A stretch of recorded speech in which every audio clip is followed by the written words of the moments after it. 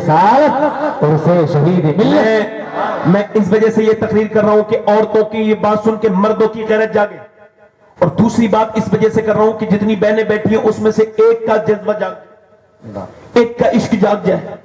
سب عورتیں اپنے اپنے بچوں کو لے کر کے آ رہی ہیں، پورے دن ہو گئے، میاں پورے دن لے میلہ لگا رہا، رات کے وقت ہے، شام کا وقت ہے، سیدہ خنسہ رضی اللہ تعالیٰ عنہ نام کی ایک عورت ہے، اللہ اکبر، یہ کتنی بڑی عاشق یہ کتنی بڑی عاشقہ ہے، یہ نبی پاک سے کتنی محبت کرتی ہے، یہ ایک شاعرہ ہے، کبھی وکیپیڈیا پہ ڈال کے دیکھیے گا خنسہ بہت بڑی شاعرہ گزری ہے، کبھی وکیپیڈیا پہ ڈال کے دیکھیے گا، یہ جب اسلام لے کر کے آئی، اس نے کلمہ پڑھا تو نبی پاک کی بارگاہ میں آئی، آ کے عرض کرتی یا رسول اللہ، میں کلمہ پڑھ کے جب سے گئی ہوں تب سے میں اپنی زبان سے جب اللہ کا ذکر کرتی ہوں تو میرے سر کے ہر بال سے اللہ کی آواز آتی ہے، ہر بال سے اللہ کی آواز آتی ہے۔ سیدہ خنسہ، رات کا وقت ہے، جب وہ بھرتی ہو رہی ہے، رات کا وقت ہے، یہ اپنے سجدے میں ہے، یہ رو رہی ہے، تہجد کا وقت ہے، رات کے وقت میں بچوں نے دیکھا، ایک 11 سال کا بچہ، ایک 13 سال کا بچہ، دونوں کی آنکھ کھل گئی، دونوں دیکھا کہ ماں رو رہی ہے، ماں کے قریب گئے، جا کر کے کہنے لگے امی جان کیوں رو رہی ہیں؟ ماں نے سلام پھیرنے کے بعد کہا میرے لاڈلو، میں تمہیں بتانے کی بات نہیں کہا، نہیں امی جان ہم آپ کی آنکھوں میں آنسو نہیں دیکھ سکتے،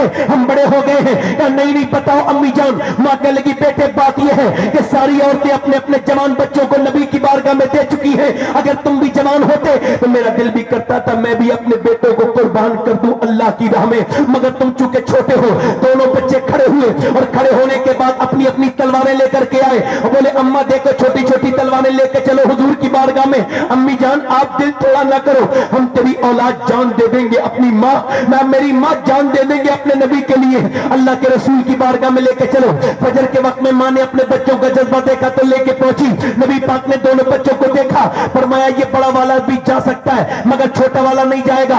بڑے والے نے تلوار کے زور دکھائے، فرمایا یہ جا سکتا ہے چھوٹا والا نہیں جائے گا۔ جب یہ سنا تو چھوٹے والا کھڑا تھا، وہ پنجوں کے بل اچکنے لگا، اوپر ہونے لگا، کہنے لگا حضور میں بھی جا سکتا ہوں، دیکھیے میں بھی بھائی کے برابر ہوں۔ فرمایا نہیں تم ابھی چھوٹے ہو، کہ حضور میری کشتی کرا دیجئے میرے بھائی سے، میں اسے گرا لیتا ہوں، میری طاقت اس سے زیادہ ہے۔ حضور نے فرمایا ٹھیک ہے آگے بڑھو۔ زور آزمائی کرنے کے لیے بڑا بھائی کے کان میں بولا ارے بڑوں کا کام ہوتا ہے، بڑوں کا کام ہوتا ہے قربانی دینا۔ میرے بھائی دیکھ اگر تو اکیلا شہید ہوگا تو مجھے کتنی تکلیف ہوگی، دونوں بھائی ساتھ شہید ہوں گے، چل حضور کی بارگاہ میں، دونوں ساتھ میں شہید ہوں گے حضور کے ساتھ۔ دیکھ آج گر جا اللہ تجھے اس کا بدلہ دے گا۔ اتنا سنا تھا میرے نبی نے دونوں بچوں کے سر پہ ہاتھ رکھا اور فرمایا جب تک ایسے بچے اور ایسی مائیں دنیا میں رہیں گی اسلام کا کوئی بھی بال بھی کا نہیں کر سکتا۔ زندہ باد زندہ باد زندہ باد، سبحان اللہ سبحان اللہ سبحان اللہ زندہ باد زندہ باد۔ دونوں بچوں کو حضور نے قبول کر لیا، اپنی چادر میں چھپا لیا، میرے نبی نے اپنے کرم میں لے لیا۔ ماں نے اپنے دونوں بچوں کو پیار کیا اور معلوم کیا کہہ رہی ہے، لاؤ میرے بچوں آخری بار ہاتھ تو پھیر دو۔ دونوں پہ ہاتھ پھیرتی ہے، کہتی میرے بچوں میں نے مدینے میں مزدوریاں کی ہیں، برتن مانجے، جھاڑو لگائی ہیں، مگر میں نے تمہیں اپنے بڑھاپے کا سہارا بنانے کے لیے نہیں، میرے بیٹے میں نے دین پر قربان ہونے کے لیے تمہیں پالا تھا۔ اے میرے بچوں میرے لاڈلو، میں تمہارا انتظام نہیں کروں گی، میرے بچوں میرے بیٹوں میں تمہارا انتظام نہیں کروں گی، بس تمہاری جب لاشیں مدینے میں آئے میرے بچوں کی تو دیکھو میرے بیٹوں جتنے بھی زخم آئے سینے پر آئے، ایک بھی پیٹھ پر نہیں آنا چاہیے، تاکہ لوگ دیکھیں تو سمجھ جائیں کہ مدینے کی عورتیں بزدل پیدا نہیں کرتی، شیر دل پیدا کرتی ہیں۔ زندہ باد زندہ باد زندہ باد زندہ باد زندہ باد۔ ایک عورت اور آ جاتی ہے، آ کر کے نبی پاک کی بارگاہ میں بولنا شروع کرتی ہے تو سارے صحابہ رونا شروع کر دیتے ہیں۔ معلوم ہے کیا کہتی ہے، حضور میرے بچے کو بھی لے کر کے چلے جائیں۔ سرکار نے فرمایا تیرا بچہ کیا کرے گا؟ کہاں ہے تیرا بچہ؟ کہا یہ میرا بچہ ہے، 2.5 سال کا بچہ ہے۔ کتنے سال کا بولو؟ 2.5 سال کا۔ نبی نے فرمایا بچہ تیرا کیا کرے گا؟ کہا حضور آپ کی طرف تیر آتے ہوں گے نا میرے حضور، تو آپ اپنی ڈھال سے تیر کو روکتے ہوں گے۔ حضور جب میں آپ کی طرف تیر آئے نا تو میرے لاڈلے کو ڈھال بنا لیجئے گا، اگر 1-2 تیر آپ کی طرف آنے والے میرے بچے کے اوپر رک گئے تو میں تو کامیاب ہو جاؤں گی یا رسول اللہ۔ میں کہتا ہوں کیسی عورتیں تھی وہ، اللہ اکبر، ذرا غور تو کرو، اللہ اکبر۔ میرے نبی پاک نے اسے اٹھایا، بچے کو گود میں لیا، فرمایا میرے آقا نے سنو تیری نیت اتنی اچھی ہے کہ اللہ تجھے شہید کی ماں کے ساتھ ہی اٹھائے گا، چاہے تیرا بچہ شہید ہونا ہو۔ نبی مختار کل ہے، جس کو جو چاہے عطا کر دے. ماں کہنے لگی حضور اس بچے کے علاوہ کوئی اور بچہ ہوتا تو میں لے آتی. یہ 2.5 سال کا ہی بچہ, کیسا جذبہ تھا, کیسا عشق تھا. اب کون اسے ڈھونڈے, اپنا دل دے بھی گئے اور صلہ لے بھی گئے, آ کے بیٹھے بھی نہ تھے اور نکالے بھی گئے. کہاں گئے وہ مدنی لوگ؟ یہ کیا کرو لوگوں کہ اللہ نے اپنے حبیب کو یار بھی چن چن کے دیے اور رشتہ دار بھی چن چن کے دیے. نہ یاروں کا جواب ہے نہ رشتہ داروں کا جواب. نعرہ تکبیر, نعرہ رسالت, عرس شہید ملت, عرس شہید ملت, اولاد غوث اعظم, مسلک اعلیٰ حضرت, نعرہ رسالت. سبحان اللہ, سبحان اللہ, سبحان اللہ, زندہ باد, زندہ باد, سبحان اللہ. ایک بوڑھی عورت آ کے بولی حضور میں بھی جاؤں گی, 70 سال سے زیادہ عمر ہے, نام ہے ام عمارہ. کہتی حضور میں بھی جاؤں گی. کہا, فرمایا تم کیا کرو گی؟ کہ حضور زخمی آتے ہوں گے, زخمیوں کو پانی پلاؤں گی. آج کل کی بڑیاں کیا کر رہی ہیں؟ گھر برباد کر رہی ہیں اپنے لڑکوں کا. سب بڑیوں کو نہیں کہہ رہا ہوں, مگر جو برباد کر رہی ہیں انہیں کہہ رہا ہوں. سب کو نہیں کہہ رہا ہوں, جنہیں برا لگے انہیں کہہ رہا ہوں. ان کے لیے تو کہہ ہی رہا ہوں جنہیں برا لگے. وہ جو اپنی لڑکیوں پہ ظلم کرتی ہیں, اپنے شوہر, اپنے بیٹوں کی بیویوں پر, ذرا سا میاں بیوی سے اچھے سے بات کر لیں تو ان کے تو دل میں ہی درد ہو جاتا ہے. ایک دم کوئی جگاڑ لگاتی ہیں کہ جھگڑا ہو جائے دونوں میں, ہے نا. حضور فرماتے ہیں جو میاں بیوی میں جھگڑا کرائے اس پہ لعنت ہے, چاہے وہ ماں ہو, بہن ہو, کوئی بھی ہو. کیا ہوا چچا؟ آئے تشریف لائے, رات میں اتنی رات میں پریشان نہیں ہوتے. بیٹھیں, میری طرف دیکھیں آپ. میں ذرا تھوڑا سینسیٹیو انسان ہوں, کہو تو ختم کر دو تقریر تو تھوڑا اور بولوں. بولوں دل لگ رہا ہے کہ نہیں لگ رہا ہے؟ اگر مجھے پریشان نہ کیا جائے نا تو پھر میں تقریر کر کے ہی جاتا ہوں. اور مجھے کوئی ضرورت نہیں کوئی مجھے کچھ دے نہ دے, اس سے کوئی مطلب نہیں رہتا. سنے بیٹھ کے آدمی. جب آدمی کے واصف علی واصف کہتے ہیں, فرماتے ہیں سننے والے کے کان بولنے والے کی زبان تیز کرتے ہیں, ہے نا. توجہ ہے میری طرف نہیں؟ غور کرو. وہ عورتیں کیا کرتی ہیں اور جھگڑے کرتی ہیں. ایک لڑکی میرے پاس سے کہنے لگی میں سید صاحب بڑی پریشان ہوں, میرے لیے دعا کریں. میں نے کہا کیا ہوا؟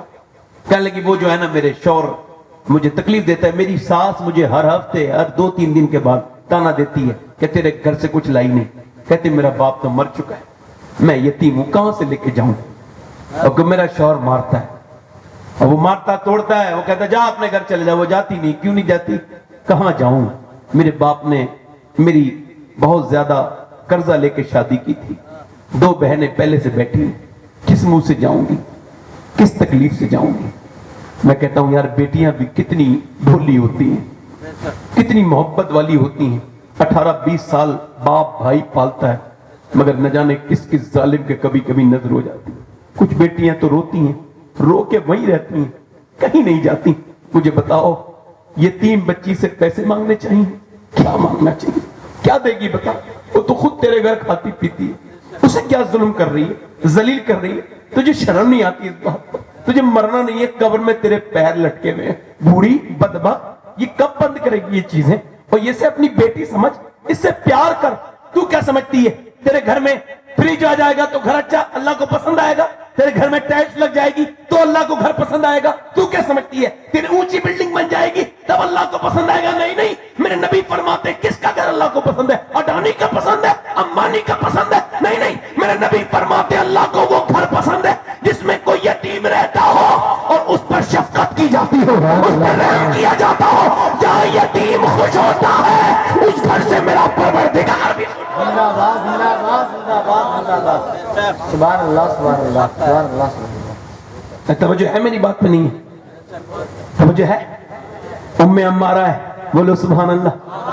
ام عمارہ ہے, حضور سے کہنے لگی سرکار نے فرمایا ٹھیک ہے چلو. اب دیکھیں جب جنگ شروع ہوئی نا تو ادھر سے نبی پاک کے اوپر حملہ کر دیا. کفار یہ سمجھتے تھے نبی کو قتل کر دیں گے سب ختم ہو جائے گا. آگے بڑھ کے نبی کے قریب پہنچ گئے, مگر صحابہ نے گھیرا بنا لیا چاروں طرف سے. میاں صحابہ کے ہوتے ہوئے کون نبی تک پہنچ جائے؟ وہ ایسے جانثار بھی کسی کے ہو سکتے جیسے میرے نبی کے جانثار ہیں. اور اسی میں وہ ام امارہ تلوار سوت کے کھڑی ہو گئی حضور کے سامنے. سرکار نے دیکھا عورت بھی کھڑی ہو گئی, وہ بھی 70 سال سے زیادہ عمر کی بوڑھی.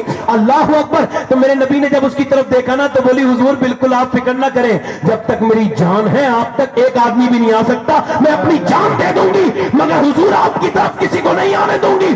اب میاں کفار ہوتے بزدل, انہوں نے اسی طرف کو حملہ کیا, اسی حصے پہ جدھر وہ ام عمارہ تھی. ایک آیا آ کر کے اس نے گھیرا توڑنا چاہا, ام عمارہ نے تلوار سے روک کے مار اس کی گردن کاٹ دی. دوسرا آیا تیسرے کی, تیسرا آیا تیسرے کی, چوتھا آیا چوتھے کی, اس کے پاس 7 گردنیں کاٹی. 7 ایسی بھگدڑ مچی کفار میں, بھاگتے جاتے تھے اور کہتے جاتے تھے ان سے نہ لڑو, مسلمانوں سے نہ لڑو.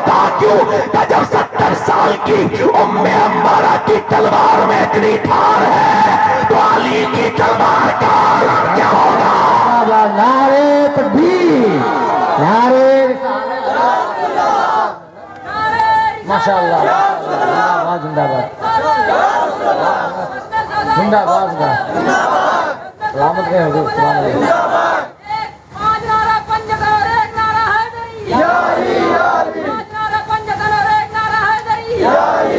لوگ کہتے ہیں کربلا میں حسین نے جو ہے وہ چڑھ کے قرآن پڑھ دیا, نیزے پر چڑھ کے قرآن پڑھ دیا. ایسی پڑھ دیا کیا؟ ایک دم پڑھ دیا, ایک دم قرآن پڑھ دیا. ایک دم تو کچھ بھی نہیں ہوتا ہے, ایک دم تو کینسر بھی نہیں ہوتا ہے. اگر ایک تو گٹکا کھانے سے کینسر ہوتا تو کون کھاتا بھائی؟ ایک زمانے تک منہ چلانا پڑتا ہے بکرے کی طرح, اور پھر ادھر ادھر تھوکنا بھی پڑتا ہے, دیواریں خراب کرنی پڑتی ہیں, اور پھر پیسے خراب کرنے پڑتے ہیں. پھر کہیں جا کے 15-20 سال کی محنت شاقہ کے بعد کینسر ہوتا ہے بندے کو. پھر ڈاکٹر کہتا ہے بھائی دیکھیں لے مبارک ہو, یہ آپ جو ہے نا وہ مرنے والے ہیں, آپ کو کینسر ہو گیا, منہ میں تمہارے کیڑے پڑ گئے. اوے ڈاکٹر صاحب میں گٹکا چھوڑ دوں گا. ابے دنیا چھوڑنے کا وقت آ گیا, آپ گٹکا چھوڑنے کی بات کرتا ہے, اس وقت نہیں چھوڑا. 1-2 سگریٹ پینے سے کسی کو کوئی تھوڑی دل کا اسٹروک پڑتا ہے, کوئی دورہ تھوڑی پڑتا ہے. میاں بڑے اداکاری کے ساتھ کش لگانے پڑتے ہیں. اس کے بعد کہیں جا کے پھر کمپاؤنڈنگ ایفیکٹ کو پڑھیے گا, پھر کمپاؤنڈنگ ایفیکٹ پڑتا ہے, پھر کہیں جا کے دل کا دورہ پڑتا ہے. اللہ اکبر. جس کے پیغمبر نے آخری وقت میں مسواک کیا ہو, آخری کام مسواک کیا ہو, منہ کو صاف کیا ہو, اس کے امتی یہ گھٹیا قسم کی چیزیں کھاتے ہو. اللہ کے بندے ہو کہ تمہیں شرم نہیں آتی؟ اللہ نے بادام بنائے تمہارے لیے, کشمش بنائے, کیسے بہترین تمہارے لیے خرمے بنائے, دنیا کی بہترین غذائیں بنائی, اور تم یہ گندی گھٹیا تیزاب میں بنا ہوا گٹکا اور یہ کھینی اور یہ مسالے کھا کے اپنے منہ کو برباد کر رہے ہو. اللہ اکبر. شرم آنی چاہیے لوگوں کو. بچے یتیم کر دیتے ہیں, مر جاتے ہیں, اللہ کی دی ہوئی صحت کا کوئی خیال نہیں کرتے. اور یار اگر بات بری بھی لگتی ہے تو کوئی بات نہیں, میں تو کہہ کے جا رہا ہوں, کوئی مجھے تو تکلیف اس بات میں ہے نہیں. اگر آپ کو کل تکلیف ہو جائے تو کوئی بات نہیں, اللہ سب کو زندگی دے. وہ لوگ کہتے ہیں صاحب فلانا تو بڑے زمانے سے پی رہا ہے تو اسے تو ابھی تک کچھ نہیں ہوا. کوئی بات نہیں, آپ پیجئے, آپ کو تو ہو جائے گا نا, اسے کچھ نہیں ہوا. تو ان کیا ٹھیکیدار ہو سب کے, ہو جائے گا, پریشان کیوں ہو رہے ہو؟ ہلکے ہلکے ہم نے دیکھا ہوتا سب کو ہے, ہر آدمی کو ہوتا ہے اثر. مجھے بتائیں آپ, ایک سگریٹ پینے والا اگر ایک جو ہے وہ باتھ روم میں سگریٹ پی دے تو اس کے بعد جانے والے کو الٹی آنے پھرتی ہے. مجھے بتاؤ جب ایک اتنے بڑے کمرے میں تافل پھیل جاتا ہے تو اندر پھر اس کا حشر کیا ہوتا ہوگا؟ ذرا غور تو کریں, اس کا کیا اثر ہوتا, اثرات ہوتے ہوں گے, اس پر کبھی غور نہیں کرتے بندے. اور ادھر دیکھیں, میں یہی تو کہہ رہا ہوں, ایک دم تو کچھ نہیں ہوتا. مولا علی سے پوچھا گیا, ذرا غور کریں, امام حسین سے پوچھا گیا, یہ بتائیں یہ جو آپ رات کو 100 رکعت نماز نوافل روز پڑھتے ہیں, یعنی 100 رکعت نماز پڑھتے ہیں امام حسین, کتنی ایک رات میں, یہ کہاں سے سیکھا تھا اور کہاں سے سیکھا؟ میں نے اپنے باپ علی سے اور اپنی ماں فاطمہ سے. مولا علی بہترین پہلوان ہے, ان سے بڑا پہلوان ہے کوئی؟ ارے بولو تو صحیح. میں ذرا بلوا نہیں رہا ہوں تو ذرا آپ ایسی تو بولو نا, ذرا ثواب ملے گا, آپ کو بھی ملے گا. میں سے ایک بات میں بتا رہا ہوں, صحیح سے آپ ذرا بولے سبحان اللہ, دل لگا کے بولیں ذرا سبحان اللہ, سبحان اللہ, سبحان اللہ. آپ مجھے بتائیں, میری طرف دیکھیں, میں یہ نہیں سوچتا ہوں تقریر کرتے میں میری تقریر کس کے خلاف جا رہی ہے, میں کرتا ہوں تو کرتا ہوں.